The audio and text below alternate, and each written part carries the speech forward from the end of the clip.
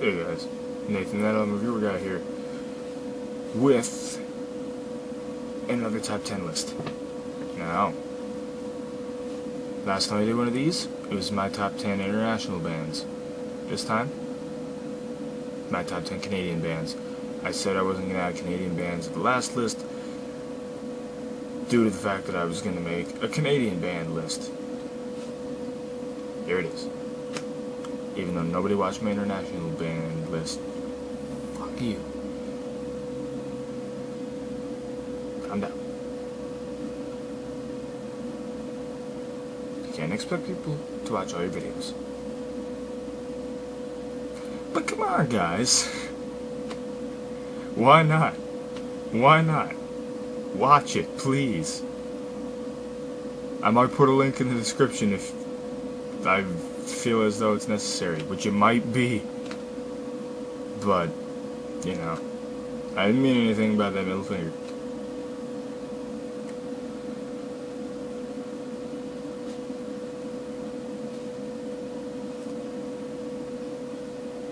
Anyway, enough of that nonsense.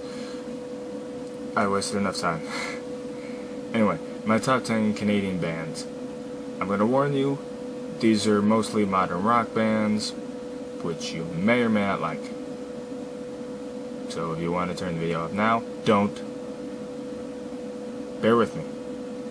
You might like this list. Then again, you might not. I'm going to warn you though, Rush is not on the list. I don't like Krutch. You may hate me for that. I don't care. Number 10. We have Sum 41. And, you know, after what happened with the frontman, Derek, a few weeks ago, yeah, tough stuff for Sum 41. Derek almost died of alcoholism, and his doctor said if he has one more drink, that's it. And, you know, wishing him the best. Sum 41, I assume they'll get back to recording new stuff, but, you know, Sum 41 is a pop punk band / punk rock, if you want to consider them that. And of course,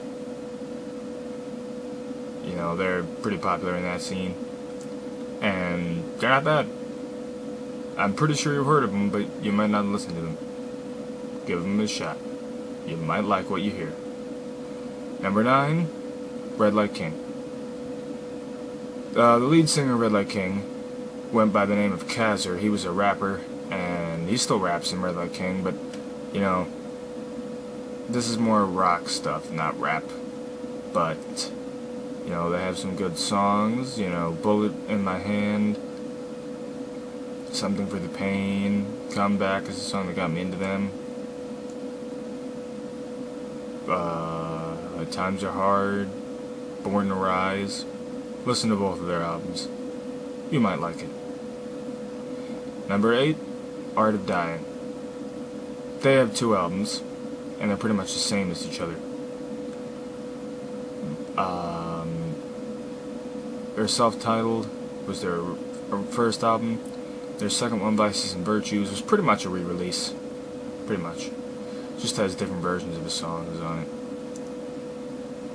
Guess what song got me to them? Yeah, but you'll never guess.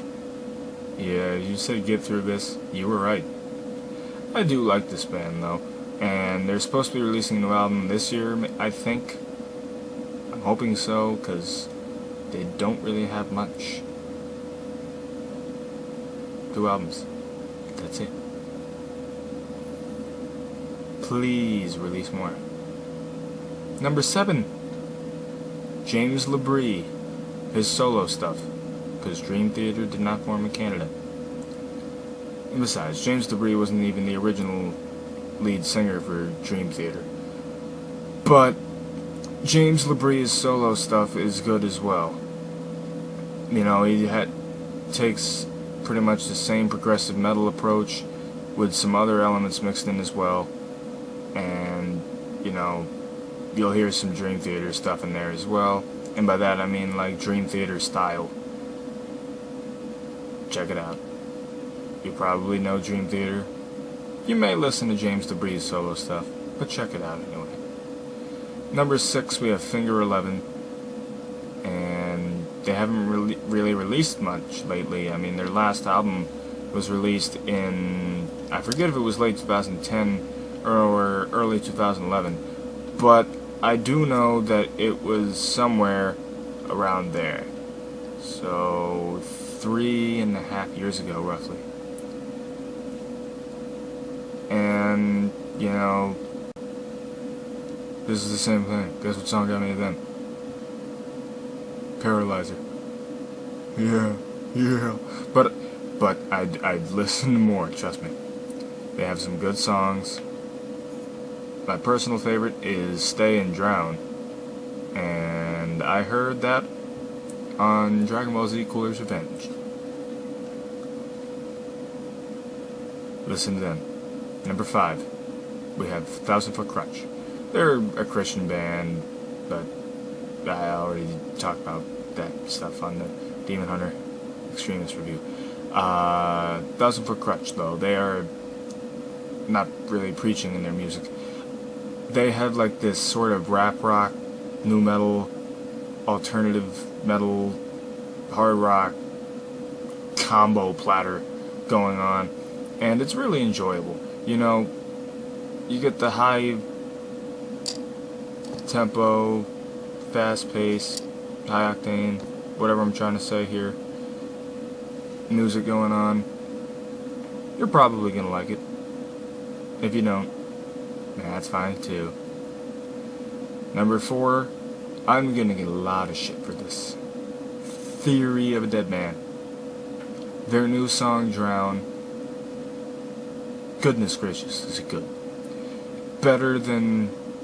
I don't want to say better than... But it is different, I'll say that. It's different than their other stuff, because it's more of a darker song. And, you know, that's not usually a style that we're used to hearing from Theory of a Deadman. And I know you might call them Nickelback ripoffs. I don't think they are at all. No. Just because they're like post-grunge like Nickelback doesn't mean they're ripoffs. Idiots. Goodness gracious. Number 3, very good Canadian alternative band, Our Lady Peace. Our Lady Peace did the theme song for a wrestler. I'm a wrestling fan, by the way, by the name of Chris Benoit, who, well, I think we all know what happened with him. But anyway, they did the theme song for him, and they have some excellent stuff. Excellent. Check out their latest album, Curve, and all their other stuff. Good stuff, man. Number 2, I knew I'm gonna get hate for this. Nickelback.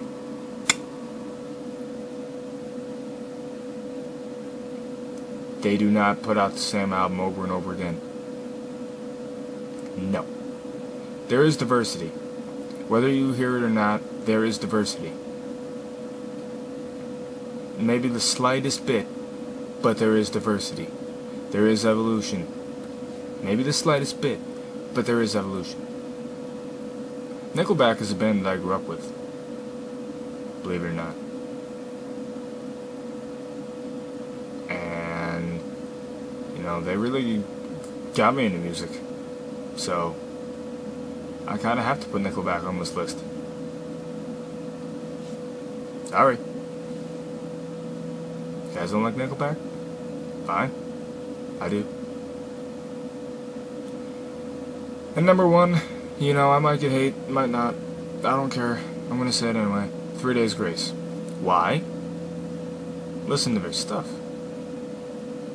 They definitely show musical evolution. From their self-titled album to 1X, which is my favorite album of theirs, to the, I'm trying to like, Life Starts Now. Transit Venus I didn't like as much. And they didn't release an album yet with Matt Walst. However, they did release a single called Painkiller. If you didn't check that out yet, do it. Do it. You will not be disappointed. And it does not have any, like, really electronic effects like most of his songs on Transit Venus did. You'll like it, probably. But 3 Days Grace, they're a good band. Even though Adam Gautier isn't in it anymore. Matt Wallace is a good singer. And really, they have nowhere else to go but up, as far as I'm concerned. Unless they go back down. Might happen. Anyway, that was my list of my top 10 Canadian bands. Join me possibly later today for my next top 10 list. Until then, I'm Reviewer Guy, signing off.